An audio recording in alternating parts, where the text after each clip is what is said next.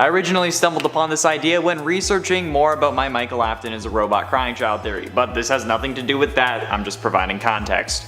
The main piece of evidence I was looking for was that Cassidy would not share a vessel, so if Cassidy was possessing Golden Freddy, the amount of anger and agony that Cassidy has would not allow for another soul to possess the suit alongside her, no matter who it was, even if it was her killer's son, especially not her killer's son. So it's just Cassidy possessing Golden Freddy, I hear you asking? Because this would just be circumstantial and based on your opinion of how you see the character of Cassidy. You could see her as being more than willing to share the suit with William's son since they both suffered the same wickedness, right?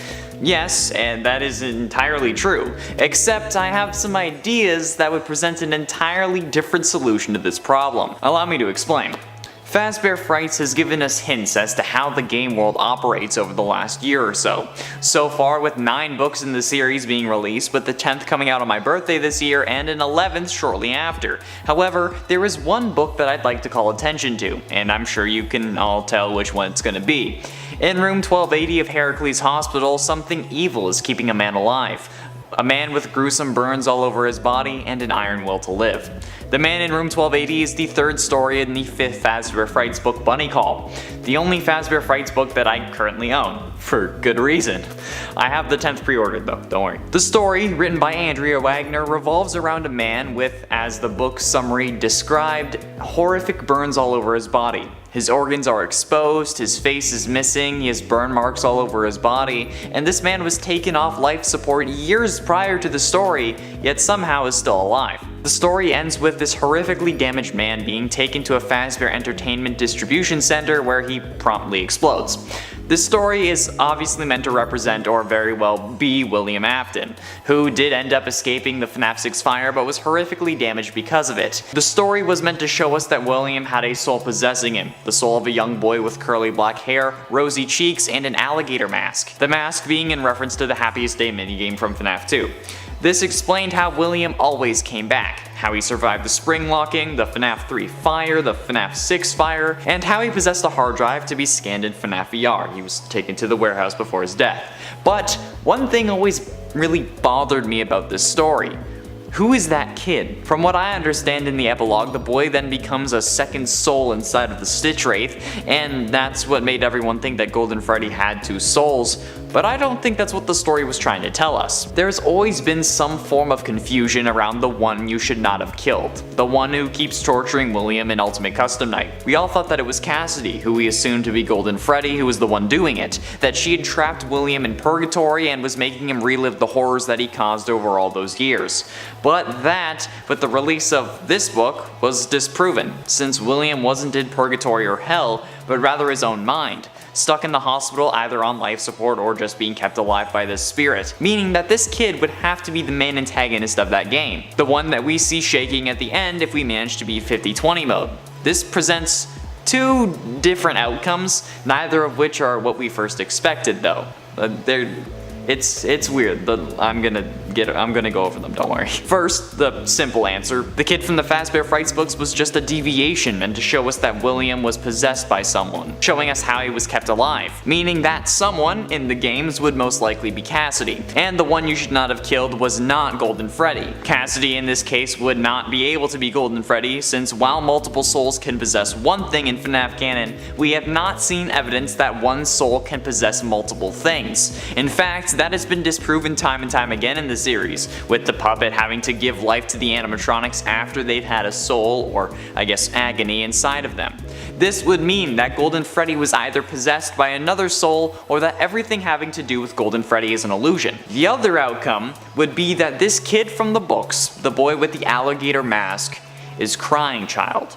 That William's son, after being sent to the hospital and put in a coma by Fredbear, went on to possess his father and keep him alive after learning of his misdeeds. This is just as likely a scenario for me, if not even more likely, since it explains a lot of what we hear and see from characters in Ultimate Custom Night, such as Nightmare Fredbear, whose appearance should only be known to the Crying Child, but it presents itself in William's nightmare, as well as multiple lines such as "We know who our friends are," and you are not one of them, which is in reference to when the crying child dies at the end of FNAF 4, when psychic friend Fredbear says, "We are still your friends. Do you still believe that?" But remember that those Fredbear plushies are actually cameras created by William to watch his son, meaning that this line, if it was coming from Fredbear, would really be coming from William, as would the line "I will put you back together," which is also referenced in Ultimate Custom Night, when Nightmare Fredbear says, "I am remade, but not by you, by the one you should not have killed."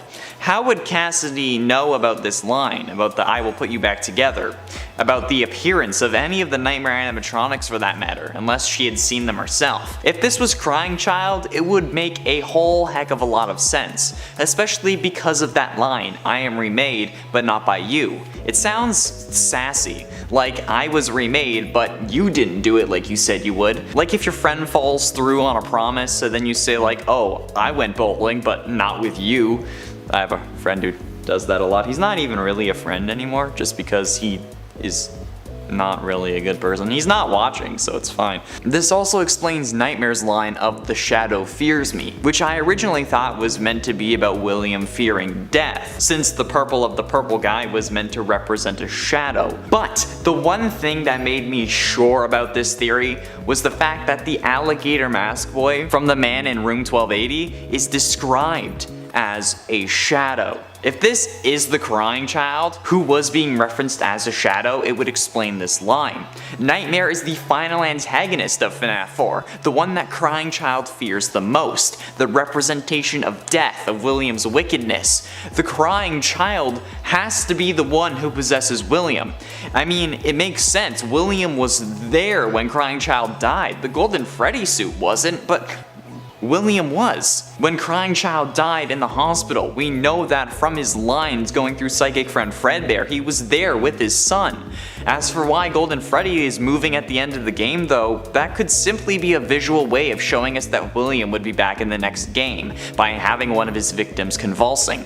Or it could be crying child showing William a version of the Fredbear plush. I think that this has to be the explanation, and if not, then Scott needs to fix his narrative structure, because not only does this make sense, it works in a story sense as well, and honestly fits so many things into place, and feels good in a narrative sense. There we have it, friends, my explanation as to how we were wrong about Golden Freddy. This theory makes so much sense to me, and honestly I didn't expect to come to that conclusion. The idea that I had in my head going into it was totally different than when I finished. The one you should not have killed is Crying Child. I mean, even William would consider him the one that you should not have killed.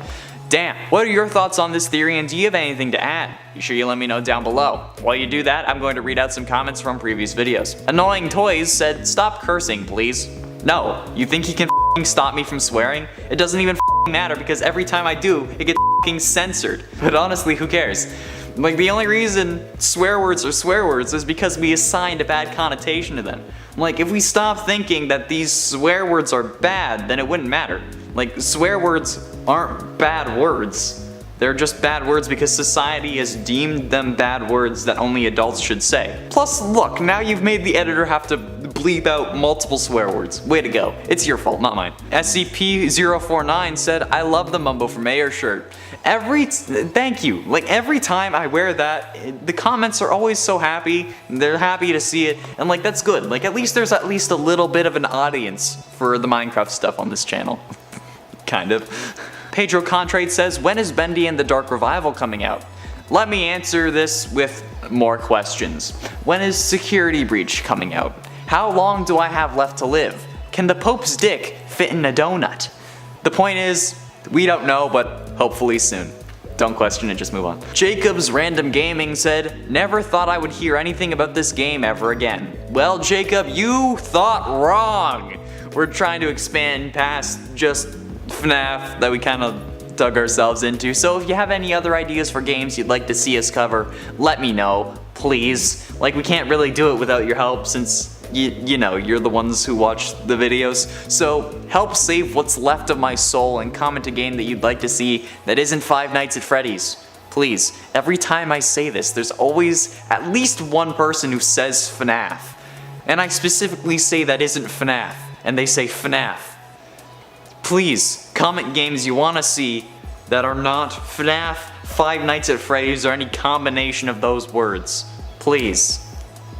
Thank you for coming to my Fred talk. And at 10, Fredbear's Golden Freddy. One theory I've seen plenty of times, and I'm pretty sure is mostly because of FNAF 4, is that Golden Freddy and Fredbear are the same animatronic, suggesting that the reason Golden Freddy is all limp in the original FNAF and FNAF 2 is because his endoskeleton was removed after Crying Child's bite in 1983, and that's why the suit has to teleport around and cause hallucinations, because it can't actually, move. This would also probably mean that Crying Child was the one in the Golden Freddy suit. However, we know this isn't true based on the characters being separate in Ultimate Custom Night, and just coloring and size, since Golden Freddy is much smaller than Fredbear would be. I mean, at least I hope. Since Fredbear would also have to accommodate a human, and Golden Freddy wouldn't have to necessarily, since he would just be an animatronic and not a springlock suit. But then again, we don't know, cause this is FNAF. And at 9, Yendo. Yendo might initially appear to be just the endoskeleton of Funtime Freddy, but it's more likely that he's the endoskeleton of another version of Freddy that's not yet suited, as Yendo has a right hand where Funtime Freddy would normally have a bonbon attached, but I mean, he's able to swap out the hand and you know. Many believe that the name Yendo though, which seems to be a combo of yellow and endo, alludes to him being an endoskeleton of a golden variation of Funtime Freddy, or just the original Golden Freddy endoskeleton that was removed prior to the first and second game. But I mean, again, I don't think so. And at 8, it's me. There are only 2 people who have gotten this Easter egg to my knowledge, and it involves the Curse of Dreadbear DLC and completing a game to be taken to the victory screen. There in that barn you'll find 3 posters reminiscent of the ones from the alleyway and pizzeria simulator. However, this is where the ability to unlock this Easter egg is determined. You need to get 3 clown posters, which is incredibly rare. I mean, you can get 3 of any of the other ones, but not 3 clowns. Trust me. And because I mean incredibly rare. Plus, then you need to hit them all with darts, which you only get 4 of, and if you miss 2 of them, you're boned. I've looked for this Easter egg for hours on both my personal channel during live streams and even on this one during a live stream from the previous lockdown, since I want to find this myself so I can prove to myself that it exists. Since if you manage to do this, the barn seemingly changes to a blacklight version, where the victory screen banner changes to read "It's me" and everything starts glowing because of a blacklight. YouTubers Johnny Blocks and apparently Daco are the only 2 to have gotten this Easter egg from what I've seen and what I've been told in the comments, but I haven't seen Daco actually get it. Not even MatPat was able to get this, and Eddie VR wasn't really trying. Some think that this is because Golden Freddy still has a hold on the FNAF world, and wherever Glitch Trap, or I guess William is, Golden Freddy will follow, because like Freddy and Foxy, they will chase after each other until the ends of reality. And at 7, the logbook. Some believe that there are 2 spirits possessing the security logbook, one of them being Golden Freddy and the other is the Crying Child. But I believe that these altered texts aren't another spirit, since it wouldn't really make much sense for 2 spirits to communicate in different ways, one using faded text and the other altering what was already in the book, and that seems very difficult. But I believe that these are hallucinations that we're seeing from Mike's perspective, but most believe the other spirit to be Golden Freddy. Why? Because they also believe that both spirits share the same animatronic. More on that later. But also, that's weird to me. Why would they both share the book, but also the animatronic?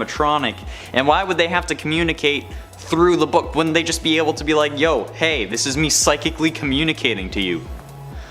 And at 6, Phone Guy. We do hear Golden Freddy's jump scare at the end of the phone recording on night 4. We also hear Freddy's music implying that Phone Guy ran out of power. But is it possible that all the animatronics were present at this time and that Freddy therefore took part in killing Phone Guy?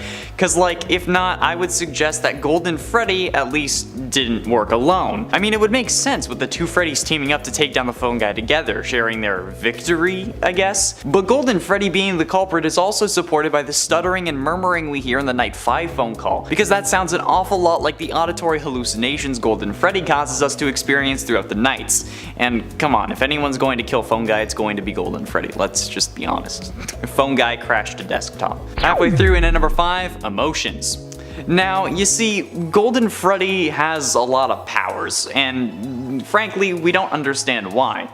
My theory, though, is that they're actually the different emotions that we can experience, because let's be honest, a suit that is able to transport itself through walls and through doors is just redonk. So I'm guessing that while also experiencing agony, Golden Freddy is hella angry, and that anger is definitely what causes it to crash our game, to make it say it's me, to just make us see all kinds of crazy shit. It has to be the other emotions. I mean, what other explanation could there be? Sure, maybe he's doing it to try to signify that he's our brother, but he has to be able to do it somehow. And other than other emotions, we don't know what else it could be. We've seen no other explanation. Scott hasn't given one to us, it hasn't been in the games, even Fazbear Frights hasn't explained it. All they've given us is that emotions can be powerful or they can be unpowerful, but agony lets us possess things. So if that is the case, then what would anger do? What would sadness do? What would happiness do? I mean, I doubt any dead kids are experiencing happiness, but I mean, hey, maybe they figured out how cruel the world is and are now happy they don't have to pay rent. I don't know. Either way, it makes a lot of sense to me, and you know what, I'm gonna keep believing it until I'm proven otherwise. In at 4, the one you should not have killed. The one you should not have killed is, I guess, the main antagonist of Ultimate Custom Night. The character who most believed to be Cassidy is the one who's causing this whole situation, trapping William in his own mind while keeping him alive in order to torture him for his crimes. And while this may still be Cassidy, I think it could be Crying Child. I have a whole theory with my evidence as to why, so go check that out if you're interested. But no matter who it is, the one you should not have killed can't really be Golden Freddy from the looks. While the evidence certainly seems to point us in that direction, now we know that William isn't in hell or in purgatory in this game, but rather trapped in his own body, thanks to the story The Man in Room 1280 from the Fazbear Frights Book 5 Bunny Call. There is evidence in the form of the Stitch Wraith that multiple souls can possess one thing, however we have not seen evidence of characters being able to possess multiple big things at once. Cause like there was a character who, at least from what I've been told, was able to possess a lot of little things, but nobody has possessed 2 animatronics at the same time, let alone an animatronic and a person. In fact, in Bunny Call, William had to die for Andrew to be able to move on to the Stitch Wraith. So based on that evidence that we've seen, the one possessing William and the one keeping him alive, the one you should not have killed, can't be the one in Golden Freddy. Getting close to the end in at number 3, Crying Child. Some people believe that the one possessing Golden Freddy is Crying Child. This is mostly based on the It's Me hallucinations from FNAF 1 and the reveal that his older brother has been our player character over the first 6 games, excluding FNAF 4. So why would people believe this? Well, like I said, it would explain Golden Freddy's signature line of It's Me, since if we do play as Michael Afton in the first game, It's Me could just be the Crying Child trying to communicate with his older brother to tell him who he is. It could also explain the constant use of the phrase "It's me" in the security logbook, since some also believe it to be possessed by the spirit of Golden Freddy, or the 2 spirits inside the book are also those inside Golden Freddy. Which honestly, it makes no sense to me, because why would they be posing as multiple, why would they be possessing multiple things, like I said. Anyway, with the line of "It's me" being explained easily with Crying Child being Golden Freddy, it leads some to the conclusion that that must be what Scott intended, but let's be honest, it's never that easy. Penultimately, in at number 2, the 2-eye theory. The 2-eye theory states that in the FNAF 3 bad ending, that there are 2 eyes lit up in the head and the back, which we're guessing is Golden Freddy. I mean, it's confirmed in the Freddy files, but yeah. To show that there are 2 souls inside the suit. This actually can't be the case, and I'm gonna tell you why. Firstly, it would be more difficult to tell that it was an animatronic if only one of the eyes was lit, because like all we see are the eyes and like a little bit of the mouth, and it could very well just be the reflection of the light since it's so dark. I mean, you gotta take into account how light works. Notice how Freddy and the other animatronics also have light coming out of their other eyes. Secondly, Crying Child wasn't a thing yet in the games. Not coming until the next game, that wasn't even supposed to happen until the community was disappointed with the Springtrap jump scare, since this was supposed to be the end of the series that was confirmed by Scott in an interview. That's why we released the Souls in the Happiest Day minigame. Also notice that only one person wears a Golden Freddy mask in that minigame, and according to the official Freddy Files Updated Edition book, quote, "You'll see an image of broken animatronic heads, each with a lit eye," meaning that Golden Freddy in the back has only one eye lit. And I mean, like, considering how this is an official guidebook to the series, we gotta take it as law, right? Finally, in at number 1, Cassidy. Since the beginning of FNAF, we've been wondering about the mysterious and seemingly supernatural Golden Freddy, the entity able to travel through solid doors and walls, who gave us hallucinations and crashed our game when they got to us. Who was this mysterious thing? Over the years, we got a few names, but none of them were for Golden Freddy, most notably because of the gravestone ending in FNAF 6. But even with that, Golden Freddy's name was never given to us. Like, thanks, Scott. And if they are the one that you should not have killed, or if they aren't the one you shouldn't have killed, the name wasn't given to us in Ultimate Custom Night either. Like, come on. But alas, we were finally saved when the FNAF Survival Logbook came out, where after jumping through hoops, more hoops than Shaq has dunked on, we uncovered the name Cassidy. Thanks to Reddit user DPowerful1 taking various wrong numbers on different pages and making them coordinates in the word search, which I have to admit is still pretty weird because 8 and 11 at the end they weren't wrong numbers, they were just numbers that were there, but okay. And since the name Cassidy only appears in one other place, that being the fourth closet, the character doesn't really seem to mean much to the series.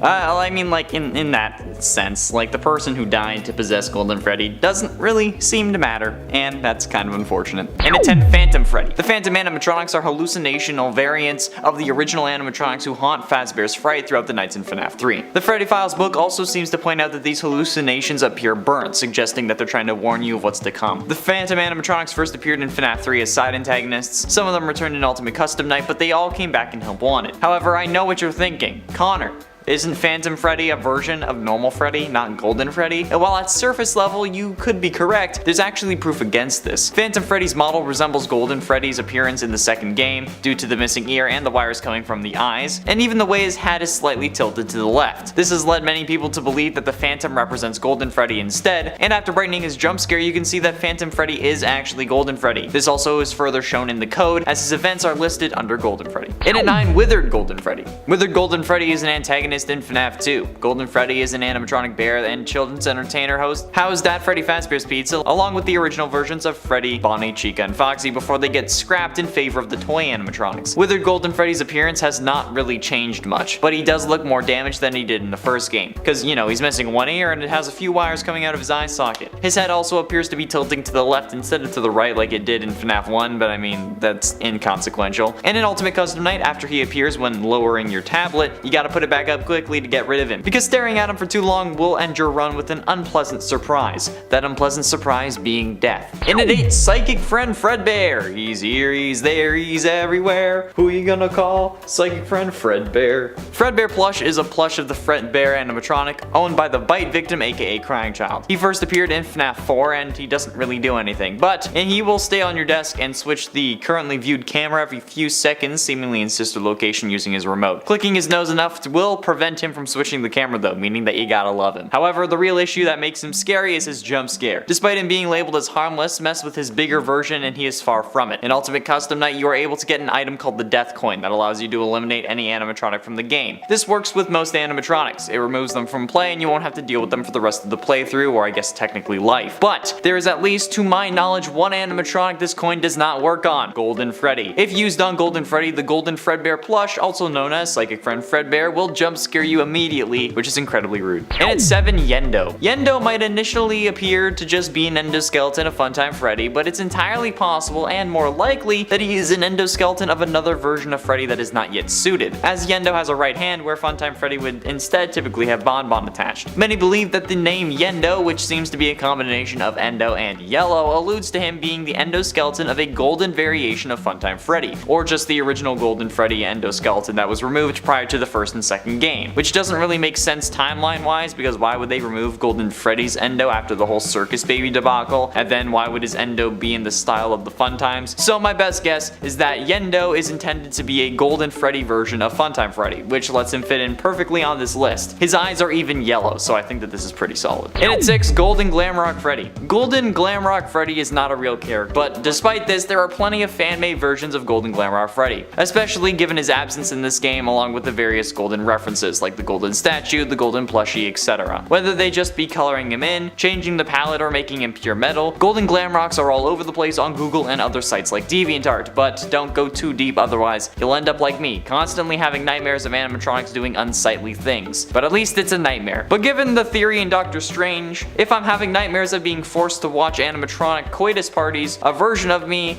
technically actually has to suffer through that, which is a horrifying thought. I wonder if anyone ever dreams through my eyes, like any other version of me dreams through my eyes and then wakes up thinking that it was a nightmare. Halfway through into number 5, Nightmare Fredbear. One theory that I've seen plenty of times, and I'm pretty sure was mostly like a start of the FNAF 4 theory, was that Golden Freddy and Fredbear are the same animatronic, suggesting the reason Golden Freddy is limp in the original FNAF and FNAF 2 are because his endoskeleton was removed after Crying Child's bite in 1983, and that's why the suit has to teleport around and cause hallucinations because it can't physically move. This would also probably mean that Crying Child was supposed to be in the Golden Freddy suit. However, we know that this isn't true based on the characters being separate in Ultimate Custom Night, and just the coloring and the size. Since Golden Freddy is much smaller than Fredbear would be, since Fredbear would have to accommodate the human, whereas Golden Freddy wouldn't, since he would just be an animatronic and not a springlock suit. But if it is true, it allows for Nightmare Fredbear to be a version of Golden Freddy and thus be on this list. So, for this video and this video only, I will consider this true. In at 4,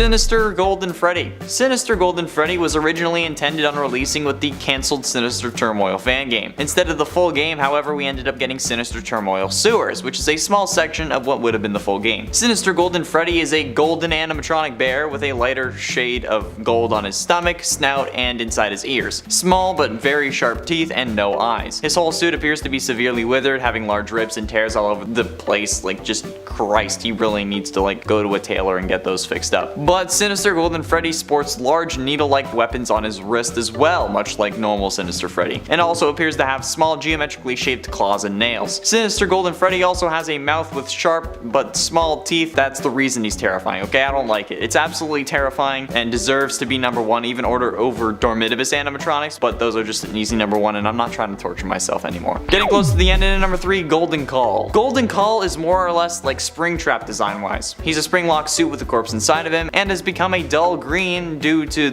his color rotting away, because you know there's a corpse inside of him. Half of Golden Call's left ear is bent, causing it to stick out at an angle. His other ear is still intact, luckily, I guess. I don't really know if that's a good thing, other than small withering on like the sides of it. His black top hat also has some withering on it, mainly towards the base and sides. He has one small hole right above his eye sockets from withering, and his holes appear to be connected to his eye sockets, meaning that his eyes are slightly bigger than normal. On the left side of his head there is a large hole from withering. He has a bit more withering on the sides of his head too. So on the right side of his head he has a red substance that is sticking, and also sticking to like the phone that he's holding, hence why he's named Golden Call, because he's calling someone. But this substance is most likely blood or flesh or something similar. Golden Call also has a set of endoskeleton eyes in his head that have red pupils, but the eyes of his corpse are also hanging out of the eye sockets and appear to be blue. He has a bit of withering on his snout, his lower jaw, and the edges of his lower jaw, and then he has like organs inside of him, but like I don't know what organs these are. His entire torso is also heavily worn, and his pelvis has a single hole in the front that reveals to be like some form of blood vessel or muscle, and I don't even want to know what was there originally. Penultimately, in at number 2, Great Escape Golden Freddy. Golden Freddy returns as an enemy in FNAF AR Special Delivery and as a playable character in Freddy in Space 2. But Great Escape Golden Freddy, or for short simply Great Escape Freddy, is the first skin Golden Freddy has gotten in FNAF AR. He received this skin as a part of the special mixed reality DLC game mode Dark Circus Encore that released in December 13th, 2021. He's available exclusively through purchasing and beating the DLC content. Great Escape Golden Freddy is identical to Golden Freddy in coloration, still being yellow, but is now a much duller shade, with black and green splotches on his head, legs, and feet. His head is severely withered in multiple areas, with most of it deteriorated or missing, including half of his top hat. His eye sockets are also completely empty, the holes going through the endoskeleton head, and a chain is running through his mouth. He wears a brown straitjacket and multiple golden chains running around it, like a G. With many locks, boxes, and giant metallic collars around his neck, these chains also run down his upper legs, and he looks like he's like dangling from them. It's genuinely one of, if not the scariest skin in FNAF AR, and it's a mobile game, so it takes a lot of time to actually make it scary, but this does it.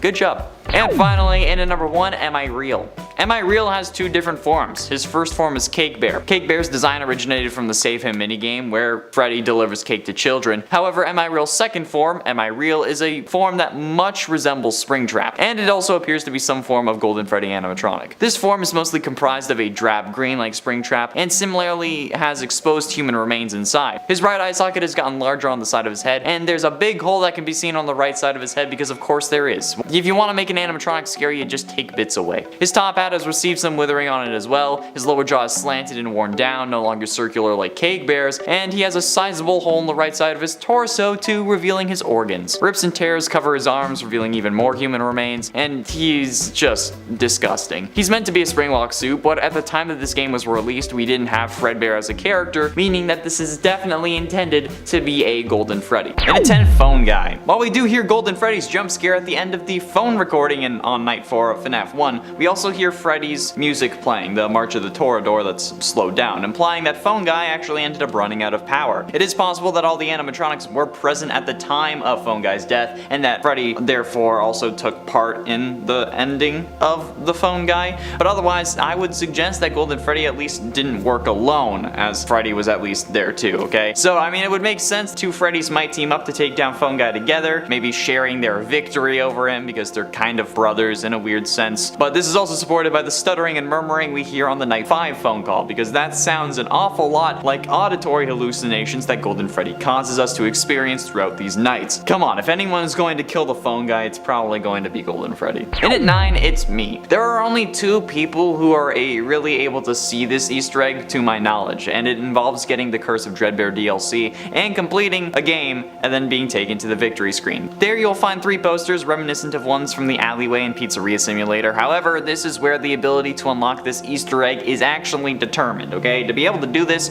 you need 3 clown posters. All 3 of them need to be clowns, which is incredibly rare, and I mean like incredibly rare. Plus, then you need to hit them all with darts, which you only get 4 of. And if you miss 2 of them, you're boned, okay? I've looked for this Easter egg for hours on both my personal live streams and in one of our FNAF live streams here, I think. I'm pretty sure that was the thing. Since I wanted to find this myself, okay, I wanted to so badly, but I didn't, okay? Since if you manage to actually get this, the barn changes to seemingly a blacklight version where the victory banner changes to read "It's me" and everything starts glowing because of the blacklight, okay? YouTuber's Johnny Blocks, who follows me on Instagram and Twitter. What's up, Johnny? How you doing? And apparently Daco, who has no idea who I am, are the only 2 to have actually gotten this Easter egg from what I've seen and what I've been told in the comments. And not even MapHab was able to get this, and Eddie VR wasn't really trying, and neither were any of the other boys. But I mean, like, some think that this is Golden Freddy still having a hold over the FNAF world, or in this game, or wherever Glitch Trapper William is, because, you know, Golden Freddy, people think that one that you should not have killed. You know the deal, okay? I don't know. At first I thought it was a lie, but Johnny's cool, so I believe him now. And at 8, Yendo. Yendo might initially appear to just be the endoskeleton of Funtime Freddy, but it is actually more likely that he is the endoskeleton of another version of Freddy that's just not suited up. As Yendo has a right hand, where normally Funtime Freddy would just have Bonbon attached. I mean he can remove it and actually put a hand on, but why would Funtime Freddy be without Bonbon? Many believe that the name Yendo, which seems to be a combination of yellow and endo, does allude to him being the endoskeleton of a golden variation of Funtime Freddy, or just maybe the original Golden Freddy endoskeleton that was removed prior to the first and second game. However, I'm pretty sure in the timeline sister location takes place after those, so I doubt it. And at 7, Fredbear is Golden Freddy. One theory that I've seen plenty of times, and I'm pretty sure was mostly at the start of the FNAF 4's release, is the theory that Golden Freddy and the Fredbear animatronic are the same animatronic, suggesting that the reason Golden Freddy is all limp in the original FNAF and FNAF 2 are because his endoskeleton was removed after Crying Child's bite in 1983, and then that's why the suit has to teleport around and cause hallucinations, because it can't actually move. This would also probably mean that Crying Child was the one in the Golden Freddy suit. However, this seems to not be the case, since, you know, the characters are separate in Ultimate Custom Night, and just the coloring and the size. Since Golden Freddy is much smaller than Fredbear would have been, since, you know, Fredbear would have to accommodate a human as well as the endoskeleton part, since it was a springlock suit, and Golden Freddy just wouldn't, since he would just be an animatronic and not a springlock. However, with Springtrap's design and Scrap Baby and Normal Baby, along with Scrap Trap and Springtrap being present in Ultimate Custom Night, those defenses for this are fairly shot, but considering how the springlock suits weren't decommissioned until at least after 1985 after the missing children's incident, since Afton uses that to kill kids, it is unlikely that this was the case, especially considering how, Afton has literally no empathy and wouldn't care that his kid died. And it's 6 possession rules, not possession rules, the rules of possession. Possession in the FNAF universe is very interesting, however it's not something that we fully understand yet. There are a couple of things we know, like how agony is one of the most powerful emotions that stretches out further from the body than any other emotion, but we don't really know if agony grabbing hold of something, what we call possession, are really the same thing. We don't know if when you die it's your remaining agony or if it's supposed to be your spirit that is guided through agony, and we also don't really know any other rules if there are any, okay? You might need to be close to the thing that you're possessing, assuming that possession and agony are actually the same thing, because I mean, like, it can only reach out so far, right? But if it's not, then I don't know what the rules are. Okay, we know very little about possession in the FNAF universe, and it's probably going to stay that way, because I mean, if we knew the rules, it would mean that the series would have to be confined to those rules. But by never establishing a set of restrictions, the games can do whatever they want, and we can't really question it since they never really said it couldn't happen. Well done, Scott. Thanks. I'm not mad. Halfway through into number 5, the logbook. Some believe that there are 2 spirits possessing the security survival logbook actual book that we can actually buy. One of them being Golden Freddy and the other one being Crying Child. But I believe that these altered texts aren't actually another spirit, since it wouldn't really make much sense for 2 spirits to communicate in different ways, but then also be a part of the same suit and then the same book, because like, what? I mean, one uses faded text and the other one alters what is already in the book, which seems to be like way more difficult than just making faded text. I mean, I don't know. Maybe they're hallucinations that we're seeing from Mike's perspective and reading the book, but most believe that the other spirit is Golden Freddy, and then there's Cassidy and Crying Child in the book. I mean, like, why? Because they also believe they share the same animatronic, which also doesn't make sense. More on that later though. In it for Crying Child. Some people believe that the one possessing the Golden Freddy animatronic is Crying Child. This is mostly based on the It's Me hallucinations from FNAF 1 and the reveal that his older brother has been our player character over the first 6 games of the series, excluding FNAF 4. So why would people believe this? Well, because it would explain the line of It's Me. I literally just explained it. Why are you asking me that question? Since if we do play as Michael Afton in the first game, It's Me could just end up being Crying Child trying to communicate to his older brother who he is. It could also explain the constant use of the phrase It's Me in the security logbook,